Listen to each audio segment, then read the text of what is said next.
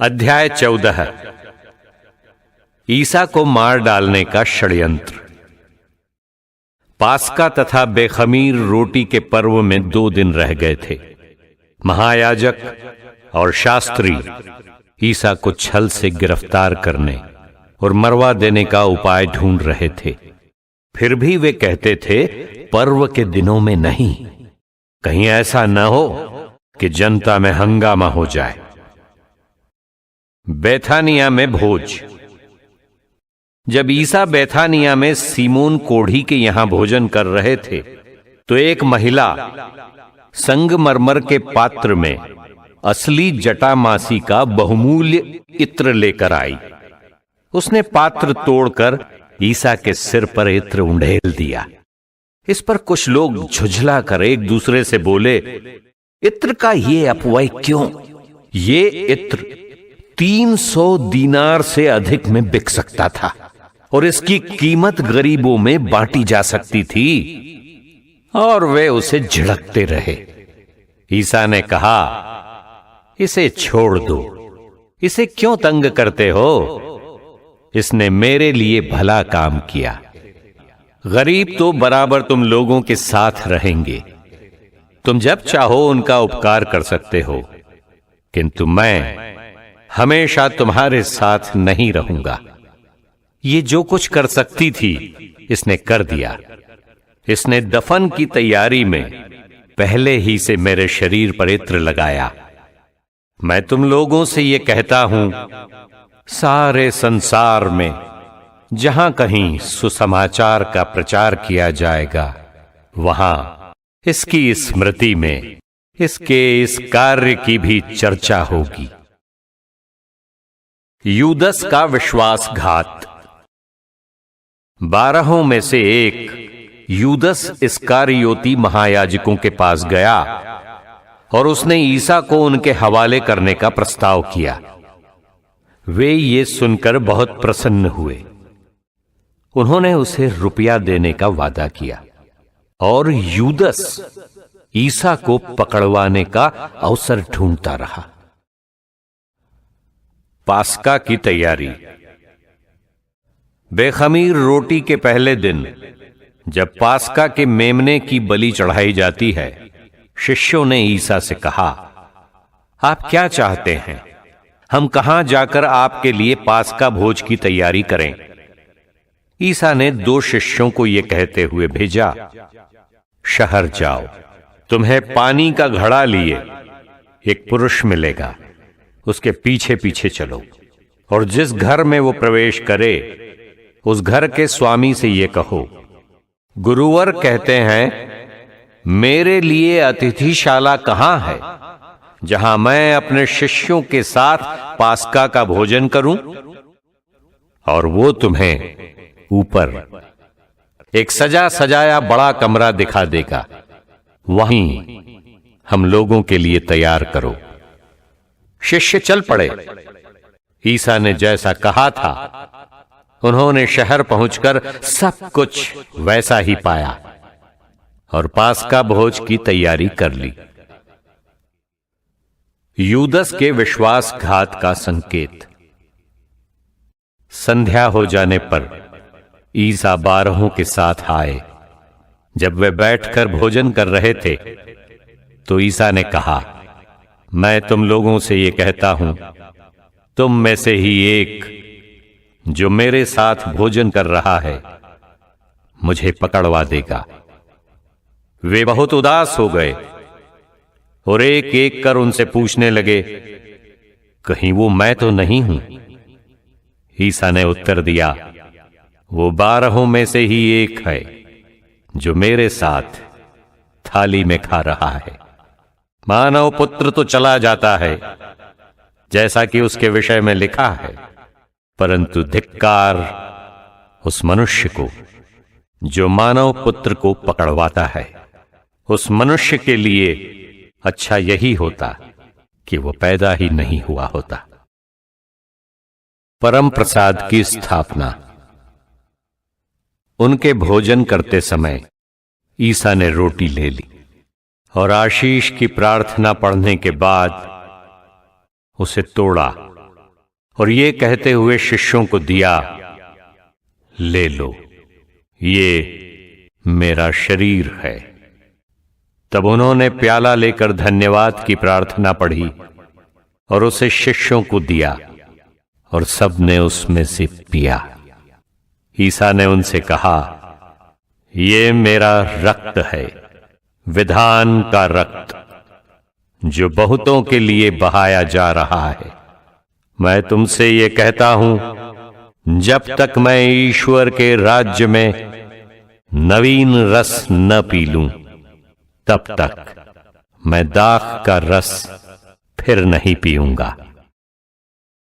शिष्यों की भावी निर्बलता। भजन गाने के बाद वे जैतून पहाड़ चल दिए। ईसा ने उनसे कहा, तुम सब विचलित हो जाओगे, क्योंकि ये लिखा है, मैं चरवाहे को मारूंगा और भेड़ें तितर बितर हो जाएंगी, किंतु अपने पुनरुत्थान के बाद मैं तुम लोगों से पहले गलीलिया जाऊंगा। इस पर पेत्रुस ने कहा, चाहे सभी विचलित हो जाएं, किंतु मैं विचलित नहीं होऊंगा। ईसा ने उत्तर दिया, मैं तुमसे ये कहता हूं, आज इसी रात को मुर्गे के 2 बार बांग देने से पहले ही तुम मुझे 3 बार अस्वीकार करोगे। किंतु वो और भी जोर से ये कहता जाता था, मुझे आपके साथ चाहे मरना ही क्यों ना पड़े, मैं आपको कभी अस्वीकार नहीं करूंगा। और सभी शिष्य यही कहते थे। गेत्सेमनी में प्राण पीड़ा। वे गेत्सेमनी नामक बारी पहुंचे। ईसा ने अपने शिष्यों से कहा, तुम लोग यहां बैठे रहो, मैं तब तक प्रार्थना करूंगा। वे पेत्रुस, याकूब और योहन को अपने साथ ले गए। वे भयभीत तथा व्याकुल होने लगे और उनसे बोले, मेरी आत्मा इतनी उदास है कि मैं मरने को हूं। यहां ठहर जाओ और जागते रहो। वे कुछ आगे बढ़कर मुंह के बल गिर पड़े और ये प्रार्थना करते रहे कि यदि हो सके तो ये घड़ी उनसे टल जाए। उन्होंने कहा, अब्बा पिता, तेरे लिए सब कुछ संभव है, ये प्याला मुझसे हटा ले, फिर भी मेरी नहीं बल्कि तेरी ही इच्छा पूरी हो। तब वे अपने शिष्यों के पास गए और उन्हें सोया हुआ देखकर पेत्रुस से बोले, सीमोन, सोते हो? क्या तुम घंटे भर भी मेरे साथ नहीं जाग सके? जागते रहो और प्रार्थना करते रहो, जिससे तुम परीक्षा में न पड़ो। आत्मा तो तत्पर है, परंतु शरीर दुर्बल। और उन्होंने फिर जाकर उन्हीं शब्दों को दोहराते हुए प्रार्थना की। लौटने पर उन्होंने अपने शिष्यों को फिर सोया हुआ पाया, क्योंकि उनकी आंखें भारी थीं। वे नहीं जानते थे कि क्या उत्तर दें। ईसा जब तीसरी बार अपने शिष्यों के पास आए तो उन्होंने उनसे कहा, अब तक सो रहे हो? अब तक आराम कर रहे हो? बस वो घड़ी आ गई है। देखो, मानव पुत्र पापियों के हवाले कर दिया जाएगा। उठो, हम चलें। मेरा विश्वासघाती निकट आ गया है। ईसा की गिरफ्तारी। ईसा ये कह ही रहे थे कि 12 में से एक यूदस आ गया। उसके साथ तलवारें और लाठियां लिए एक बड़ी भीड़ थी, जिसे महायाजकों, शास्त्रियों और नेताओं ने भेजा था।